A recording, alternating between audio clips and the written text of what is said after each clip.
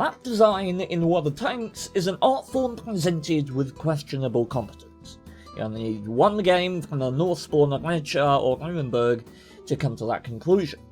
But while you may suffer as a result of the ineptitudes of wargaming's map design without experience, it's hard to know why. So this video we're going to take a look at some places and positions that are so tactically ill-advised that barring some incredibly nuanced situation, they cause me physical discomfort when I see people occupying them. So these first two are two flanks on two maps that not only have very little tactical merit or significance when you occupy them, but are also really easy to defend when you don't, meaning you can divert more forces towards winning the more potent flank. Let's start with the most obvious, Lakeville. E6 is... The 1-2 line on Lakeville is one of the most utterly stupid positions you could ever fight for in the entire game, especially in the encounter game mode where a method of winning is as far away from you as tankingly possible. So why is this stupid? Well, do you want the list alphabetically or chronologically? First off, the terrain over here is soft, meaning moving a tank on this land is disgusting. This applies for any vehicle. Try it yourself the next time you go to the 1-2 line. Don't. Feel the disadvantage you get in terms of flexibility. It's potent. In addition, this entire flank is one giant bottleneck. There is zero subtlety to the attack here. The enemy knows exactly where you are going to appear, at all times, because you have only one option. If there's arty in play, you are a fucking truffle on wheels. The singular positive of this attack in terms of adaptive gameplay is the northern side, which does actually have some more options for progression after you win that asinine bottleneck. So let's say you have the perfect scenario. There's no arty, you're on a T-29, an Emil, a Super Conqueror. It's a good position, yeah? No. Yeah, but what about... Shut up, penis! Now, can you have a good game there? Yes! Yes, absolutely you can. That does not mean it is not tactically stupid. Think about the endgame. Both cap circles on this map are incredibly open, but the north and south contain large expanses of land that you'd have to cross over to dig out tanks shooting from distance, and both cap circles have positions where defenders can easily obtain vision on those capping the base. So not only is it hard to move on this flank, not only is it a bottleneck, not only are you arty fodder up, even if you win it unscathed, any somewhat competent team will be able to make your entire maneuver completely obsolete by doing this. Spawn on Lakeville. Commit nothing to the 1-2 line except something to get info, and prioritise winning the town, because once you've won the town, you can finally use supporting fire from here and here to destroy anyone attempting a capture. This angle is to cover the guys spotting, this angle to decimate anyone capping. Here's what this looks like from the northern spawn. I have lost track of the amount of times marvelling at how easy it was that I've slaughtered an enemy base attack just by using simple map knowledge.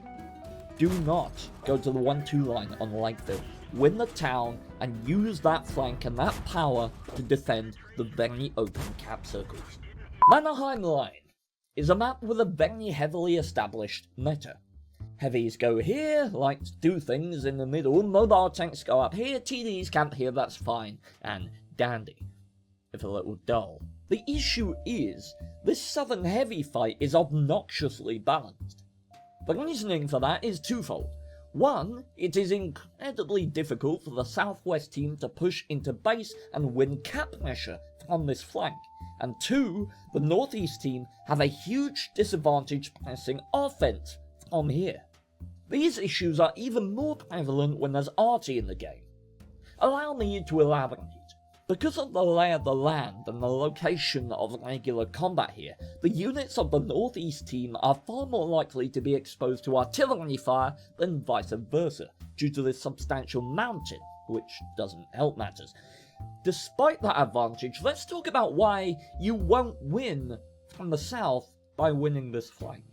Now yes, the Southwest team generally will have the advantage in this heavy tank combat, as I've said, not merely because of cover from the enemy arty, but because this expanse of open land behind them means that even the most incompetent allies will likely inadvertently set up multi-level engagements behind them. The northeast attack offers no such options.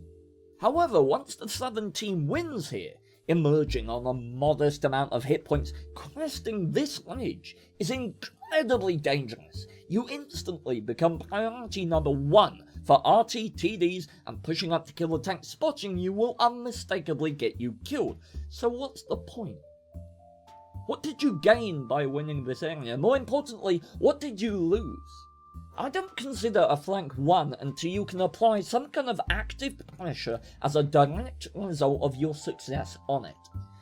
And winning this area as the Southwest team simply does not give you good options to do so, especially when you consider the alternative. This land here is the gravesite of so many feckin' idiots, ambitious, overexcited, moron, statistically underwhelming players in this single 50-meter area, where tanks love to try and use their turret armor and gun depression. Over 50 billion, 408,252.4 people have died. Because it is the easiest arty shot in the entire game. If there's arty in play, and you go here, just stop.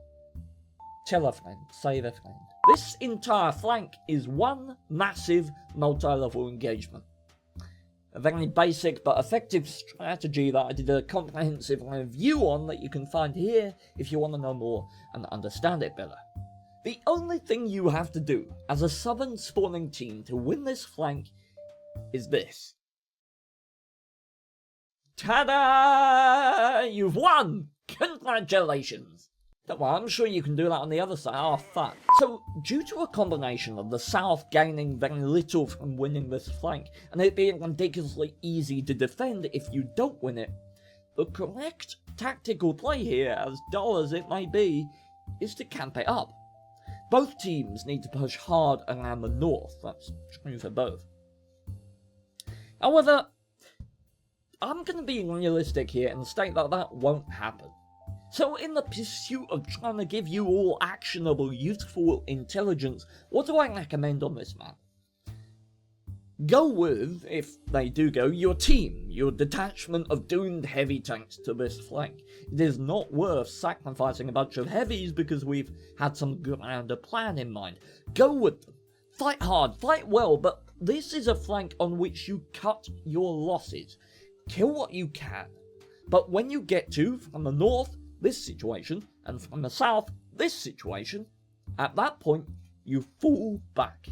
At that point, you've got the most you're going to get out of the flank without over-investing, and now it can be a very powerful play to relocate and push elsewhere. As I covered in my multi-level engagements review, the single best counter is a non-linear approach. As a postscript, you could cover some of the problems of this map by keeping this hill here and pulling this land all the way out into the corner. That way both flanks are exposed to arty and both flanks have the potential for multi-level engagements. Overlord.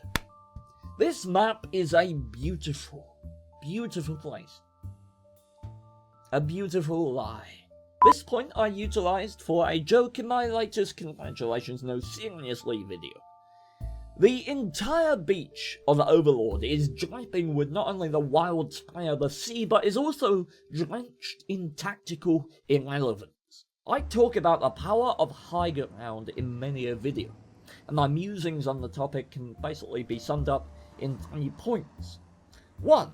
It is easier and quicker to go from high ground to low ground than low ground to high ground. 2. High ground affords greater vision, allowing you to see over certain obstructions. 3. High ground allows you to dictate the combat. In this example here, at no point can this enemy tank decide he wants to come and shoot me. It's not an option for him, but I can do that anytime it suits me.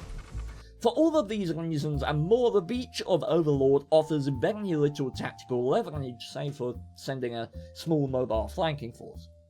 Let me tell you, the second I see a large beach force of heavies and the like, I'm pressing my advantage on the high ground, and I'll be in your base before you can even have a prayer of climbing up all that land on the low ground to assault my own. Can a beach attack be successful? Yes! But it's kind of like playing blindfolded chess against a random opponent. If you don't know who that opponent is, you don't want to play your weakest hand just for shits and giggles. It's certainly possible that the enemy might not exploit the advantages of high ground. But any strategy that relies on the presumed stupidity of the opponents is one I will not be using. Shire. This is a map that's unbalanced enough that we've got to this point on stream. Okay. Ian, I'm gonna go to sleep for about 3 minutes. I'll be back. Sounds like a plan. Do you want to try for it or not? No. No? No? I mean, they don't have any lights. Yeah. But a good medium player will fuck you over. Yeah, true. Alright, Ian. And no one else is going there, so yeah, no. Yeah. I'm gonna whack out. I'm gonna see if I can whack out some push-ups in the meantime.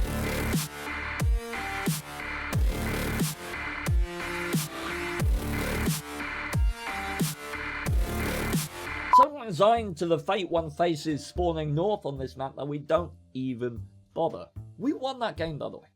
The reason Shire is so bad is due to the contrast in exposure between both flanks.